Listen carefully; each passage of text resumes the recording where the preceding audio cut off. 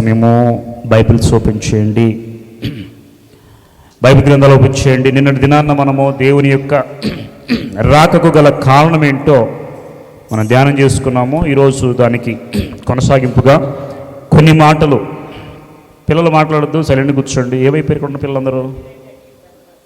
బయటికి వెళ్ళిపోయారా? ఓకే.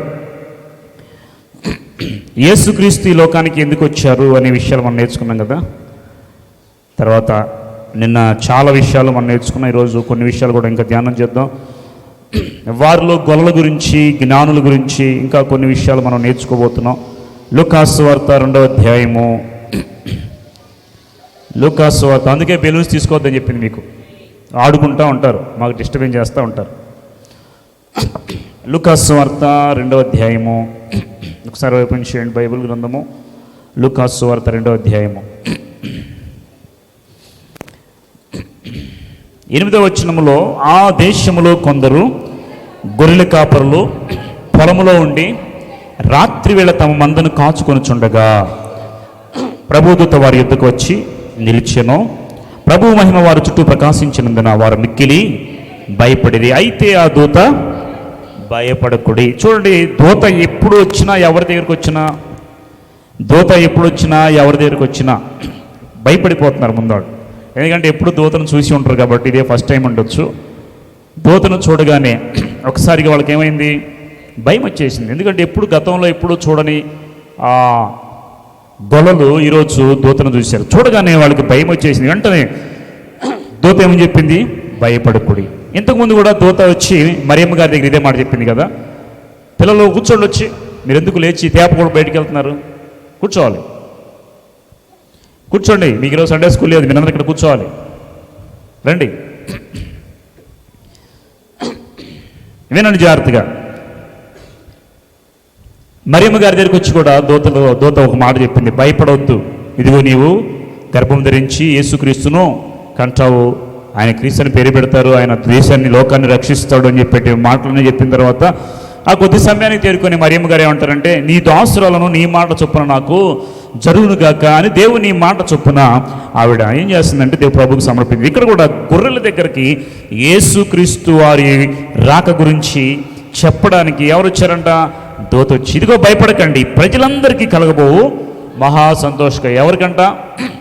ఈ క్రిస్మస్ పండుగ అనేది క్రైస్తవుల పండుగేనా, లేకపోతే అందరికీ పండుగ? చెప్పాలి.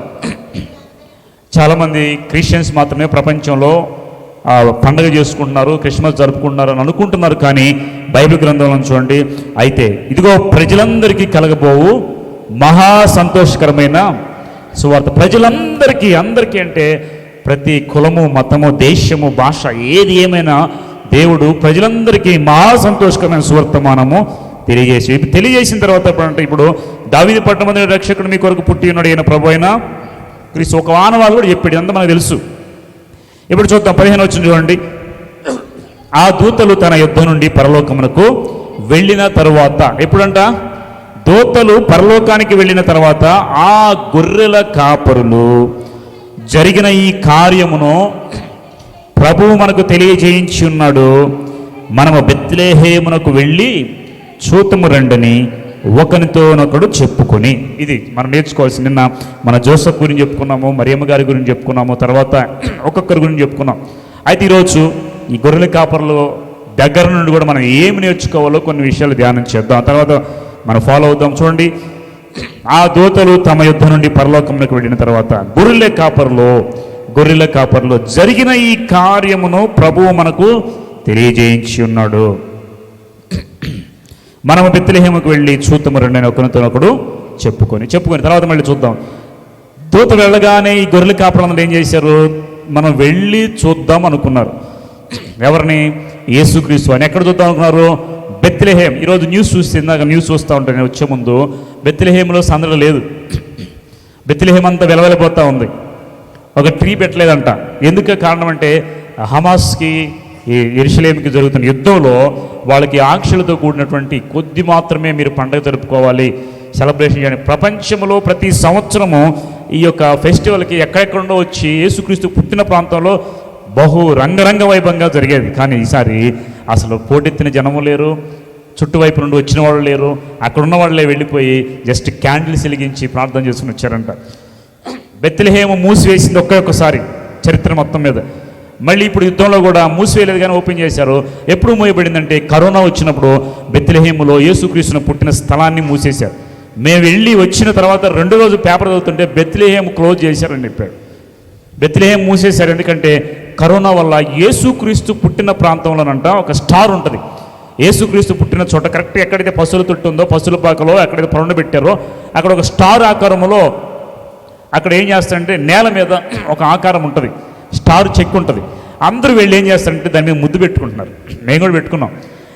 అలా ముద్దు పెట్టుకున్నప్పుడు వీరి యొక్క ఏంటంటే వాళ్ళ దగ్గర నుండి వచ్చేటువంటి ఏదైనా వైరస్ ఉంటే కనుక అనేక మందికి పాకిపోతుందని బెత్లెహేము మూసేశారు. ఇప్పుడు ప్రస్తుతం కూడా బెత్లెహేములో ఎలాంటి సందడి కూడా లేదు. ప్రపంచం అంతా జరుపుకుంటున్నారు కానీ యేసుక్రీస్తు పుట్టిన ప్లేస్లో మాత్రం సందడి అనేది లేదు. సరే, ఏదేమైనా వాళ్ళు ఏం చేశారంట, బెత్లెహేమునికి వెళ్ళి చూతము రండి అని ఒకరితో చెప్పుకొని తర్వాత ఏం చేశారు, వాళ్ళు త్వరగా వెళ్ళి మరియను యేసేపును తొట్టిలో పండుకున్న శిశువును చూచిరి. వాళ్ళు ఏం చేశారు చూద్దాం, వినండి సార్. త్వరగా వెళ్ళారా లేట్గా వెళ్ళారా? బైబిల్ చెప్తుంది త్వరగా వెళ్ళి. ఏదైనా ఒక మంచి కార్యము, ప్రభు గురించిన కార్యం విన్నప్పుడు మనం ఏం చేస్తామంటే ఆలస్యం చేస్తూ ఉంటాం, చాలా ఆలస్యం చేస్తాం. కానీ ఇక్కడ త్వరగా వెళ్ళి వీళ్ళు ఏం చేశారంటే ప్రభువుని చూశారు. శిశువుని గురించి తమతో చెప్పబడిన మాటలు ప్రచురం చేశారు. తర్వాత త్వరగా వెళ్ళి మరియను యేసేపును తొట్టిలో పండుకొని ఉన్న శిశువును చూశారు. తర్వాత వాళ్ళు ఏం చేశారు, వారు చూచి ఈ శిశువుని గురించి తమతో చెప్పబడిన మాటలు ప్రచురము చేసిరి. వినండి జాగ్రత్తగా. మరియమ్మ గారి దగ్గరికి దేవదూత వెళ్ళింది. జ్ఞానుల దగ్గరికి ఎవరు వెళ్ళాల? జ్ఞానుల దగ్గరికి ఏమో దేవుడు ఎవరిని పంపించరు. వాళ్ళు జ్ఞానం కలిగిన వారు కాబట్టి, వాళ్ళు తెలుసుకుని రాగలిగిన జ్ఞానం ఉంది కాబట్టి ఎవరిని పంపించరు దేవుడు. ఇప్పుడు వీళ్ళు అజ్ఞానులు, గొర్రెల కాపర్లు, వాళ్ళకి ఏం తెలియదు కాబట్టి దేవుడు ఒక మెసెంజర్ దూతను పంపించాడు. దూతను పంపించిన తర్వాత ఈ దూత వచ్చి చెప్పిన వెంటనే వాళ్ళు త్వరగా వెళ్ళిపోయారు, చూశారు. చూసిన దాన్ని ఏం చేశారంటే వాళ్ళు ప్రచురం చేయటం అంటే ఇప్పుడు ఏదో ఒక సామెత ఉంటుంది కదా, నిజము బయటికి బయలుదేరక ముందే వచ్చి చెప్పులు వేసుకునే ముందే అబద్ధం ఉరుంత తిరిగేసి లోపలికి వచ్చేస్తా. అంటే ప్రచురం అలా వెళ్ళిపోతుంది. అంటే అందరికీ తెలియబట్టం, ప్రచురం చేయబట్టం. వీళ్ళు ఏం చేశారంటే గొర్రెలు తీసుకొని మందలుగా గుంపులుగా ప్రభువుని చుట్టానికి వెళ్ళి వచ్చేటప్పుడు అనేక మందికి యేసుక్రీస్తు గురించి ప్రకటన చేశారు. ఈరోజు గొర్రెల కాపల దగ్గర మనం నేర్చుకోవాల్సిన విషయం తెలుసా? మనం ప్రభువుని అంగీకరించడమే కాదు, మన ప్రభువు రక్షణ పొందడమే కాదు, కానీ మనం ఏం చేయాలి, ప్రభువు రాకడ గురించి, ప్రభు వచ్చాడు, పుట్టాడని మనం ఏం చేయాలంటే అనేక మందికి ప్రకటన చేయాలి, అనేక మందికి ప్రచురించాలి. యేసుక్రీస్తు పుట్టాడు, యేసుక్రీస్తు ఈ లోకంలో మన కోసం వచ్చాడు, ఆయన ప్రాణం పెట్టి మరణించి నిన్ను రక్షించడానికి శిలువలో మరణించి ప్రాణం పెట్టాడు అనే విషయాలు మనం ఏం చేయాలంటే ప్రచురం చేయాలి. ప్రచురము చేయకుండా ఒట్టిగా చూసి వస్తే ఉపయోగం ఉందంటారా? అందుకే దేవుడు ఈ గొర్రెల కాపురం దగ్గర పంపించాడు దూతని, ఎవరి దగ్గరికి పంపకుండా. ఎందుకంటే వీళ్ళు ఊరు తిరుగుతూ ఉంటారు. మీరు గొర్రెల కాపురం చూసేటప్పుడైనా గొర్రెలు మేపుకున్న చూసారా? నల్గొండ నుండి తెనాలి వచ్చేవాళ్ళు, నల్గొండ నుండి వాళ్ళు రోడ్డు మీద వాటిని నడిపించుకుంటూ వస్తాయి. ఎంతకాలం ప్రయాణం చేస్తారు తెలుసా? ప్రతి ఊరు వెళుతూ ఉంటారు వాళ్ళు. కాబట్టి దేవుడు ఏం చేశాడంటే గొర్రెల కాపర్లకి తెలియజేస్తే వాళ్ళు ఏం చేశారు, ప్రచురం చేసుకుంటూ అన్ని ప్రాంతాలకు తిరిగి యేసుక్రీస్తు యొక్క మాటలన్నిటి కూడా ప్రచురం చేశారు. 18వ వచనం కూడా చూడండి. గొర్రెల కాపరులు తమతో చెప్పిన సంగతులన్నీ గురించి విన్నవారందరూ మిక్కిలి ఆశ్చర్యపడిరి. తర్వాత అయితే మరి ఆ మాటలన్నీ తమ హృదయంలో తలపోసుకొని భద్రం చేసుకుని అంతటి గొర్రెల కాపరులతో తమతో చెప్పబడినట్టుగా తమ విన్న వాటిని గురించి కన్న వాటిని గురించి దేవుని మహిమపరచుచు స్తోత్రము చేయొచ్చు తిరిగి వెళ్ళారు. విన్నదాన్ని కన్నదాన్ని గురించి దేవుని మహిమపరిచారు. ఒకటి నేర్చుకోవాలి, వినండి జాగ్రత్తగా. చాలామంది మన జీవితంలో దేవుడు ఏదైనా మేలు చేస్తే వాటి విన్నదాని గురించి కన్నదాని గురించి ఒక్కరు కూడా చెప్పం, అసలు దేని గురించి ప్రచురం కూడా చేయము. వాళ్ళు చూడండి, ఏదైతే చూశారో దాన్ని ప్రకటన చేశారు, ఏదైతే విన్నారో దాన్ని ప్రకటన చేశారు. అందుకే యేసుక్రీస్తు శిష్యులు కూడా యేసుక్రీస్తు చనిపోయి తిరిగి లేచి వెళ్ళిపోయిన తర్వాత వాళ్ళు ఏం ప్రకటించారంటే, ఇదిగో మేము పునరుద్ధరణుడైన క్రీస్తును ప్రకటిస్తున్నాం. సిలువ వేయబడి కాదు, పునరుద్ధరణుడు. ఇక్కడ మనం రాసింది కూడా అదే చూడండి. మేము పునరుద్ధరణుడైన క్రీస్తును ప్రకటిస్తున్నాం. చూచిన వాటిని విన్న వాటిని విన్నది విన్నట్టు చూచినట్టు వాళ్ళు ప్రకటన చేశారు. మనం కూడా ఈరోజు ఏం చేయాలి తెలుసా? ఏదైతే ప్రభు ప్రేమను మనం అంగీకరించామో, ప్రభు ప్రేమ ఏదైతే పొందుకున్నామో, మనందరం కూడా దేవుని యొక్క రాకడను గురించి, ఆయన రక్షణ గురించి అనేక మందికి ప్రకటన చేయాలి అని గొర్రెల కాపరుల దగ్గర నుండి మనం కొన్ని విషయాలు నేర్చుకోవాలి. ఓకే, ఇప్పుడు గొర్రెల కాపరులు అయిపోయింది. నెక్స్ట్ వీళ్ళ గురించి చూద్దాం. చూడండి, ఎవరు జ్ఞానుల గురించి చూద్దాం ఒకసారి. మత్తయి సువార్తకు వచ్చేయండి.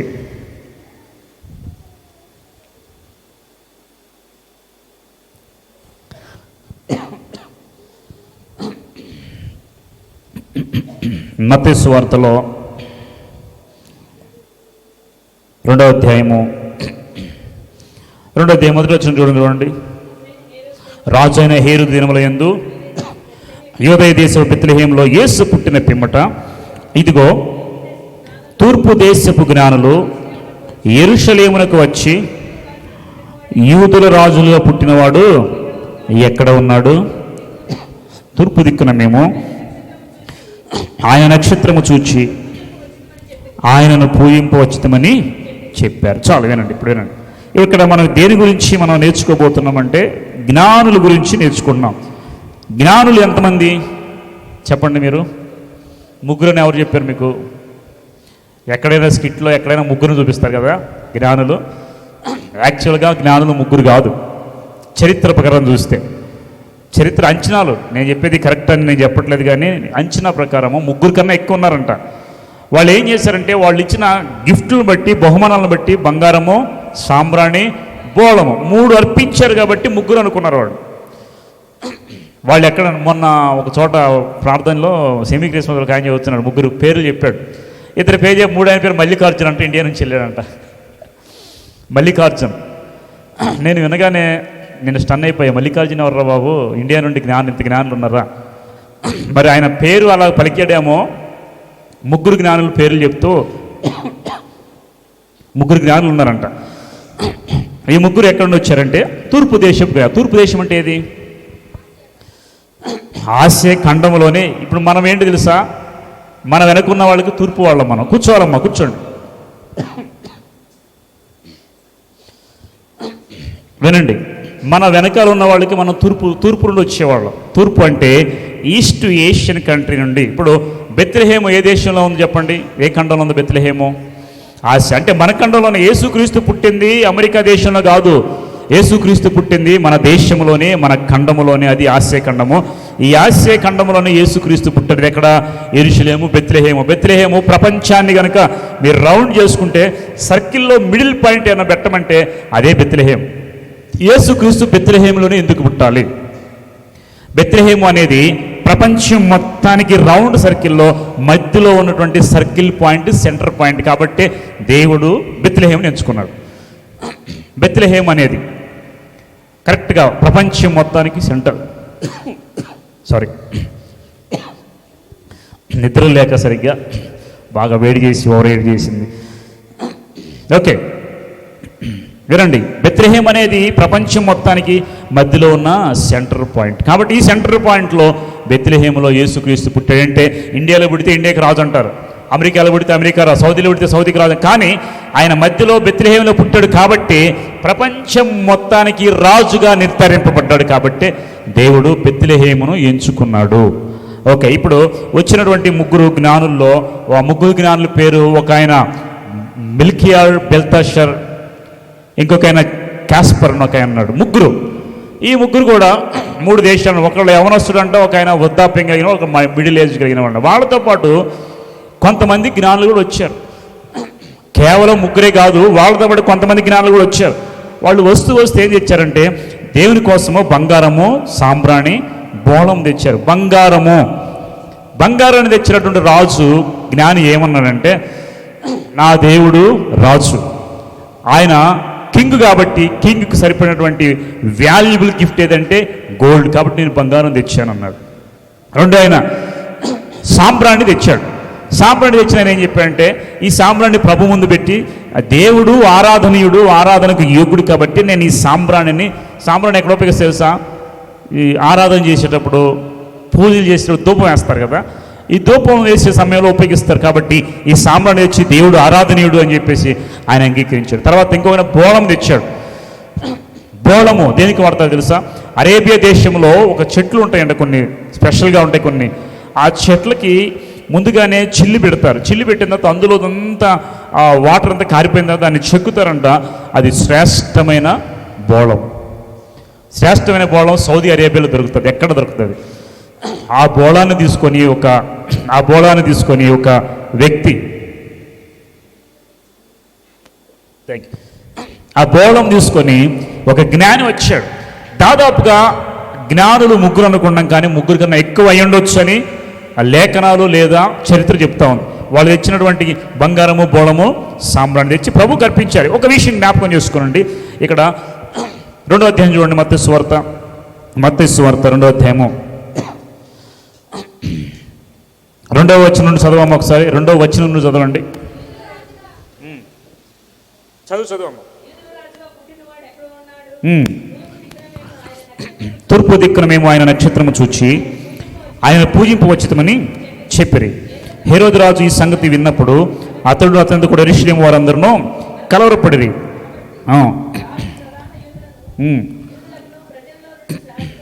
అందరినీ సమకూర్చి క్రీస్తు ఎక్కడ పుట్టిన వారిని అడిగారు. అందుకు వారు యూదయ బెత్లెహేములోని. ఓకే, వినండి, ఇప్పుడు వినండి, జాగ్రత్త చూడండి. వీళ్ళు రావటం ఎక్కడికి వెళ్ళారు? జ్ఞానులు రావటం ఎక్కడికి వెళ్ళారు తెలుసా? హేరోదు యూదయ బెత్లెహేములో ఎవరైతే కింగ్ ఉన్నారో కింగ్ దగ్గరకు డైరెక్ట్గా వచ్చి, ఎందుకంటే వాళ్ళకి ధర్మశాస్త్రం ఏం చెప్తుందంటే, యూదయ బెత్లెహేమా, నీవు యూద ప్రధానంలో ఎంత మాత్రం అల్పమైన దానికి ఇశ్రాయేలు నా ప్రజలను పరిపాలించే అధిపతి నీలో నుండి వచ్చును అని ప్రవక్త ద్వారా వ్రాయబడి ఉన్నదన్నది. ఈ వాక్యాన్ని పట్టుకొని వచ్చారు ఆ జ్ఞానులు. మీకు ఒక విషయం చెప్తానండి, జ్ఞానులు దాదాపుగా 2 సంవత్సరాల ముందే బయలుదేరారు. యేసుక్రీస్తు పుట్టుకకు ముందు 2 సంవత్సరాల ముందు బయలుదేరారంట. అప్పటికి యేసుక్రీస్తు పుట్టల. 3 గ్రహాలు కలిసి, వినండి జాగ్రత్తగా, 3 గ్రహాలు కలిసి ఒక లైన్లోకి వచ్చాయి. మీరు ఎప్పుడైనా గమనించారా? సూర్యుడు, చంద్రుడు, చంద్రగ్రహణము, సూర్యగ్రహణం అంటారు. ఈ సూర్యునికి మధ్యలో చంద్రుడు వచ్చినప్పుడు వెనకున్న సూర్యుడు కనపడ్డాడు. అదేవిధంగా 3 గ్రహాలు ఒకే వరుసలోకి వచ్చినప్పుడు అంట ఈ 3 కలిపి బ్రైట్గా కనపడతాయి. దీనినే స్టార్ అన్నారంట. ఒక క్యాస్పర్ అనేటువంటి ఒక ఆయన, జోనస్ క్యాస్పర్ అంటే ఒక ఆయన శాస్త్రవేత్త, ఖగోళ శాస్త్రవేత్త, ఈ విషయాన్ని బయలుపరిచాడు. ఆయన ఏమంటాడంటే, యేసుక్రీస్తు పుట్టే టైంలో 3 గ్రహాలన్నీ ఒక చోట ఒక లైన్లోకి వచ్చినప్పుడు కాంతివంతంగా ఉన్నాయి. అవి కదులుతూ తిరిగాయి. ఇవి ఎవరికి దారి చూపించారంటే జ్ఞానులకు దారి చూపించింది. ఈ జ్ఞానులు ఎక్కడ వచ్చారంటే తూర్పు దేశంలో వచ్చారు. దాదాపుగా తూర్పు దేశం నుండి 2 సంవత్సరాల ముందే వాళ్ళు బయలుదేరి ఇక్కడికి వచ్చేసరికి అప్పుడు యేసుక్రీస్తు పుట్టగానే ఆ పశువుల పాక మీదకి వెలుగునిచ్చినట్టుగా వాళ్ళు చూస్తారు. అంటే దాదాపు 2 సంవత్సరాల ముందే వాళ్ళు పరిశోధించి పరిశుద్ధ గ్రంథాలు, లేఖనాలు తీసుకొని యేసుక్రీస్తు కోసం వెతుక్కుంటూ వచ్చారు. వచ్చి డైరెక్ట్గా ఎక్కడ వచ్చారు? హేరోదు దగ్గరికి వచ్చి, యూదుల రాజుకి పుట్టినప్పుడు ఎక్కడున్నారంటే వాళ్ళ ఇంట్లో ఎవరు పుట్టలేదు కాబట్టి యూదుల రాజుకి, హేరోదుకి ఏమైపోయింది? కలవరం వచ్చేసింది. అందరు కలవరం, ఇక్కడ ఎవరు పుట్టలేదు, మరి ఎక్కడ పుట్టి, మరి లేఖనం ఎలా చదువుతున్నాయి అంటే అప్పుడు అంటారు హేరోదు రాజు వెళ్ళిపోయి ధర్మశాస్త్రం తీసుకొని చూసినప్పుడు ధర్మశాస్త్రంలో ఇలా రాయబడింది, త్వరగా ప్రవక్త రాబోతున్నాడు, రాజుగా పుట్టబోతున్నప్పుడు. ఆలోచన చదవము ఒకసారి. ఆలోచన పిలిపించి ఆ నక్షత్రం కనబడిన కాలము వారి చేత పరిష్కారంగా తెలుసుకొని మీరు వెళ్ళి శిశువు విషయమై జాగ్రత్తగా విచారించి తెలుసుకొనగానే నేను వచ్చి పూజించినట్లు నాకు వర్తమానము తిండని చెప్పి వారిని బెత్లెహేమునకు పంపెను. చాలు. ఇప్పుడు వీళ్ళకి తెలియలేదు కాబట్టి జ్ఞానులకు ఏం చెప్పాడు తెలుసా? మీరు వెళ్ళి చూసి రండి, నాకు వర్తమానం చెప్పండి, నేను కూడా వెళ్ళి చూస్తాను.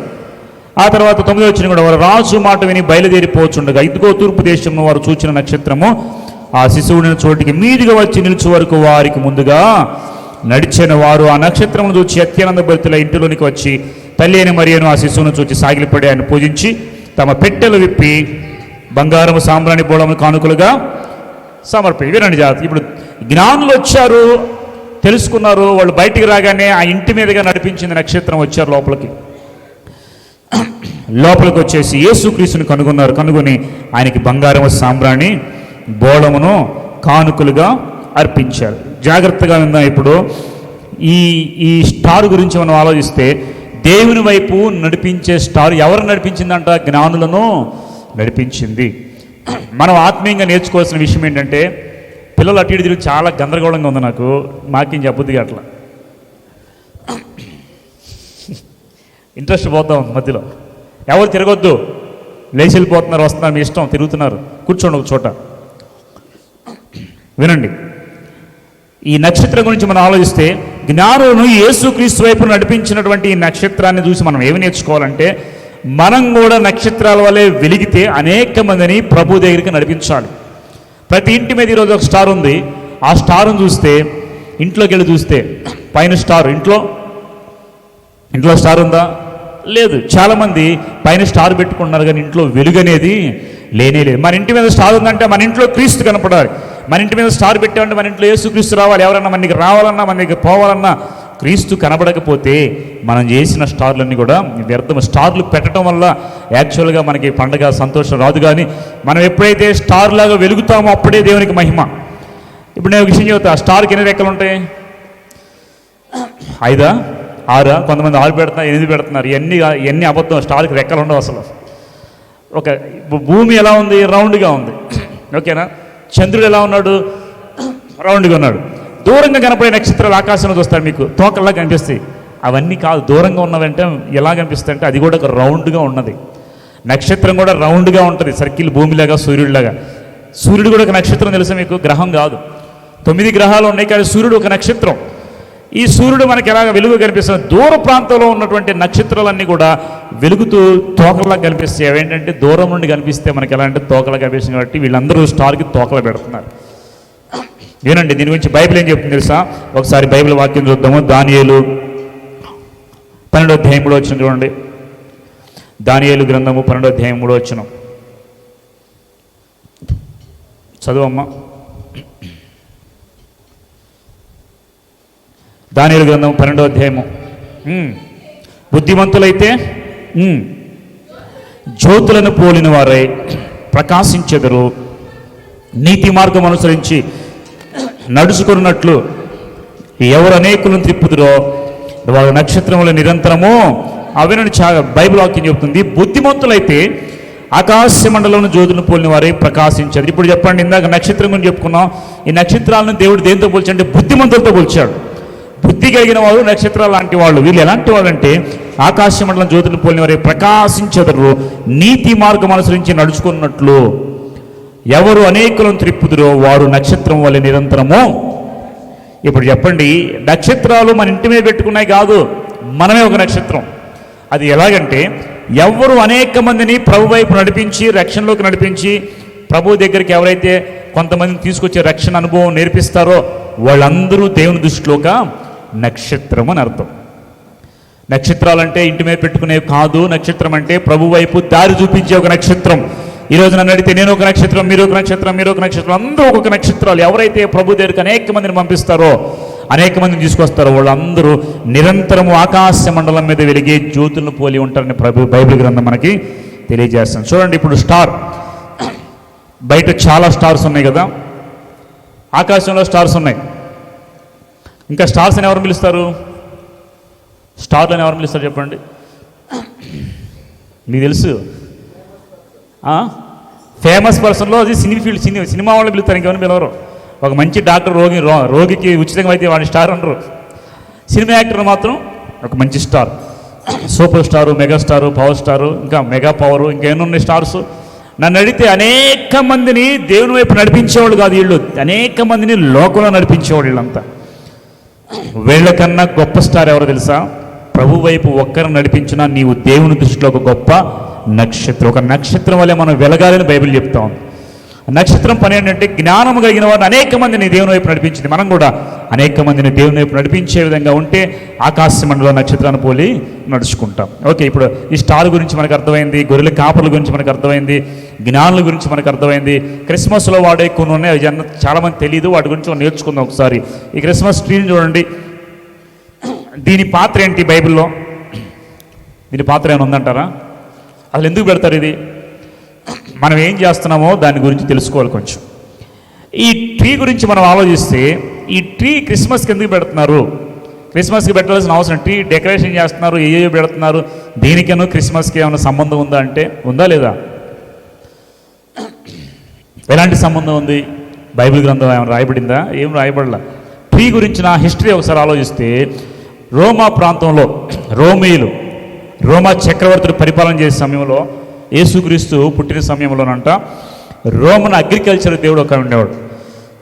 అగ్రికల్చర్ దేవుడి పేరు శాటర్న్ అంటే శని గ్రహం ఉంది చూసారా, అట్లాంటి గ్రహాన్ని వాళ్ళు పూజిస్తారు. వాళ్ళు ఈ పూజ చేసేటప్పుడు పాగాన్ దేవతలు అంటారు వాళ్ళని. ఈ పూజలు చేసేటప్పుడు అంట వాళ్ళకి ఏం జరుగుతుందంటే, అప్పుడు పంటలు ఇంటికి వస్తాయి. పంటలు అన్నీ ఇంటికి వచ్చాయి. మనకి సంక్రాంతికి ఎలాగ ఇళ్ళకి పంటలు వస్తాయో అదే రీతిగా ఆ టైంలో వాళ్ళ పంటలన్నీ ఇంటికి వస్తాయంట. వాళ్ళు పంటలన్నీ ఇంటికి వచ్చిన తర్వాత వాళ్ళ ఇంటి ముందున్న చెట్ల చుట్టూ దీపాలు పెట్టుకునేవాళ్ళంట. దీపాలు పెట్టుకొని ఇల్లంతా చక్కగా డెకరేట్ చేసుకొని వాళ్ళ దేవునికి ఆరాధన చేసుకున్నారు. ఇది మన కల్చర్ కాదు, మన దగ్గరికి వచ్చింది కాదు. కానీ దీన్ని ఎందుకు పెట్టుకున్నారు అని మనం ఆలోచిస్తే, ఈ రోమ దేవతల నిమిత్తం వాళ్ళు ఏం చేశారంటే ఈ విధంగా దాన్ని డెకరేట్ చేసుకొని చుట్టూ లైట్లు పెట్టుకొని, ఆ రోజుల్లో బుడ్లు ఉండే ఏ లైట్స్ ఉండే అవి పెట్టుకొని వాళ్ళు డెకరేషన్ చేసి సంతోషపడతా ఉంటే, అదే కాలంలో యేసుక్రీస్తు పుట్టారు కదా.